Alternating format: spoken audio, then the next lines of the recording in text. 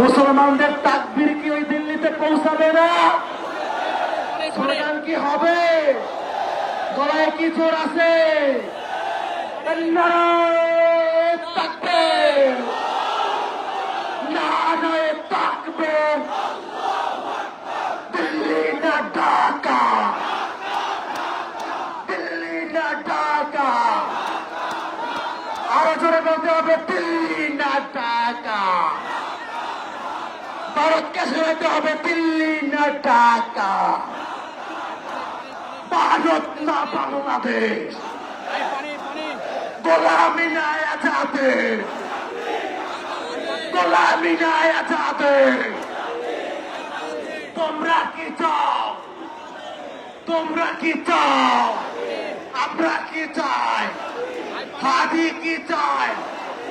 আরো জোরে লড়াই হবে, লড়তে হবে। হাদির জন্য লড়তে হবে, হাদির জন্য লড়তে হবে,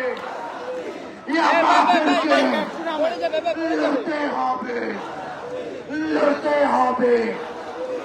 আর নয় প্রতিরোধ,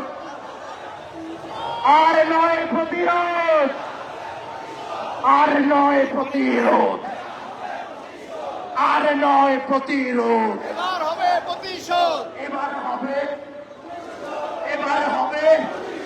কিভাবে হবে জানেন? একটা একটা লিগ দল।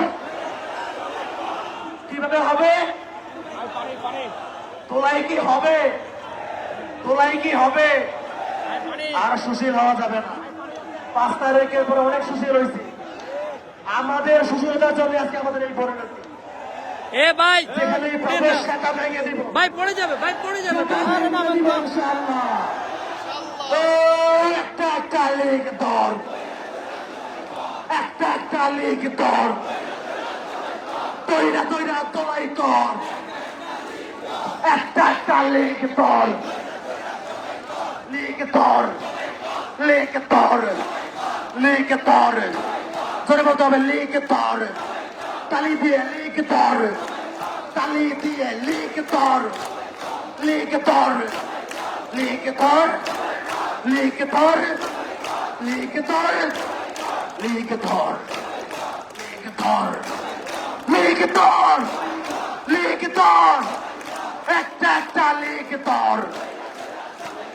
তৈরা তৈরা তোলাই কর। আওয়ামী লীগের প্রেতার তারা, দিল্লি লীগের প্রেতার তারা, দিল্লি যাদের মামার বাড়ি, বাংলা ছাড়ো তাড়াতাড়ি। দিল্লি যাদের মামার বাড়ি, বাংলা ছাড়ো তাড়াতাড়ি। দিল্লি যাদের মামার বাড়ি, সেই ভারতে খুনি নয়, সেই ভারত বন্ধু নয়, সেই ভারতে খুনি নয়, সেই ভারত বন্ধু নয়, সেই ভারত বন্ধু নয়, যেই ভারতে হাসিনা রয়, যেই ভারতে কালুয়া রয়, সেই ভারত বন্ধু নয়। আসমানকে শুনে দাও, তুমি কে আমি কে, তুমি কে আমি কে। আমার ভাই কবরে, খুনি কেন বাইরে। আমার ভাই কবরে, খুনি কেন বাইরে। প্রিয় ভাইরা, আপনারা জানেন ওই গুজরাটের কোষে মোদির বুকে আগুন লাগিয়ে দিয়েছিল। আমরা চাই মোদির বুকে আগুন বারবার লাগুক, মোদির কলেজে আগুনে পুরে ছারখার হয়ে যা। এজন্য কি করতে হবে জানেন? কি করতে হবে? ধানমন্ডি 32-এ ইনকিলাব কালচারাল সেন্টার হবে ইনশাআল্লাহ। ধানমন্ডি 32-এর একটা ইটও রাখা হবে না। সেখানে আমাদের হাদি ভাইয়ের ইনকিলাব কালচারাল সেন্টার ইনশাআল্লাহ। ইনশাআল্লাহ। সেইটার সমস্ত ব্যয় বহন করতে হবে সরকারকে। সমস্ত ব্যয় এই অথর্ব ইন্টারভিউকে বহন করতে হবে। ব্যর্থ ইন্টারভিউ, সুশীল ইন্টারভিউ, তোমাদেরকে সমস্ত ব্যয় বহন করতে হবে। সেখানে বসে ধানমন্ডি 32 যেটা ছিল ফেসিস্টদের আতুর ঘর, সেইখানে বসে আমরা ইনকেলাব কালচারাল সেন্টার প্রতিষ্ঠা করে সেখান থেকে বিপ্লবের বীজ বুনবো ইনশাআল্লাহ। বিপ্লব কি হবে? বিপ্লবেরা ঘুমিয়ে গেছে। এক হাদিকে হত্যা করে বিপ্লব বন্ধ করা যাবে না। আমাদের হাদি ভাই লড়াকি মানুষ, তিনি বুঝতে পেরেছেন। আপনারা দেখবেন তার বিভিন্ন বক্তব্য তিনি বলেছেন, হয়তো বেশি দিন বাঁচবো না আমি, কিন্তু আমি হয়তো 5 বছর বাঁচবো, কিন্তু এই 5 বছরে আমি 50 বছর ইম্প্যাক্ট রেখে যাবো ইনশাআল্লাহ।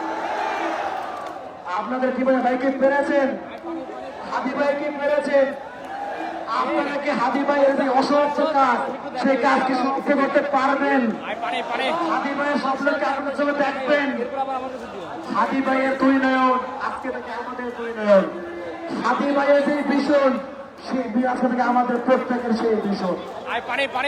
হাদি ভাই হচ্ছে বাংলাদেশের সার্বভৌমত্ব, আমার দেশের সার্বভৌমত্ব নাম আসমান হাদি, বাংলাদেশের কলিজা ওসমান হাদি। যে কারণে নরেন্দ্র মোদী বুঝতে পেরেছে কাকে সরাইতে হবে।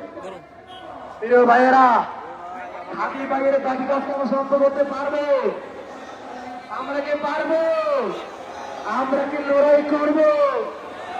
এখন আর ঘরে থাকার সময় নাই, লড়াই করতে হবে।